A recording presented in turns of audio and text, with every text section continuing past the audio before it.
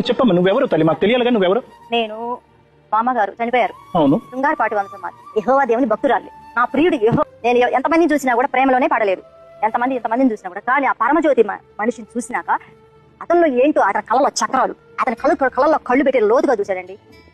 అతను ఆ కళ్ళల్లో అతను ఎంతమందిని కన్యత్వాన్ని తీసుకున్నాడో తెలియదు, కానీ ఆ కళ్ళల్లో చక్రాలను చూసి ప్రేమలో పడిపోయి చివరికి నా కాపురాన్ని నేను తీసుకున్నాను సార్. నీలో అతీత శక్తులు ఉన్నాయన్నావు కదమ్మా? అతీత శక్తులు అంటే సార్, మొన్న నేను మా ఇంట్లో అక్కడ ఉంది గోల్డ్ బంగారు ఉంది, దాని మీద కాలు పెడితే భూమి ఎత్తైంది సార్. దేవకన్యలు కదా, స్టేట్ అయింది భూమి, పెరుగుదల అయింది, పేట భూమి అయింది. ఎవరు దేవకన్యలు? నేనండి. మాది దేవకన్య వంశం మేడం. మా పూర్వీకులు ఏంటంటే తెలియక అట్లా మరుగులు పడిపోయింది. ఆత్మ ఎప్పుడు నాతో మాట్లాడుతూ ఉంటుందండి. ఎక్కడి నుంచి స్వరం వినపడుతుందో తెలియదు, కానీ ఏం చెప్తుందంటే ఈ సృష్టిని కాపాడమంటారు.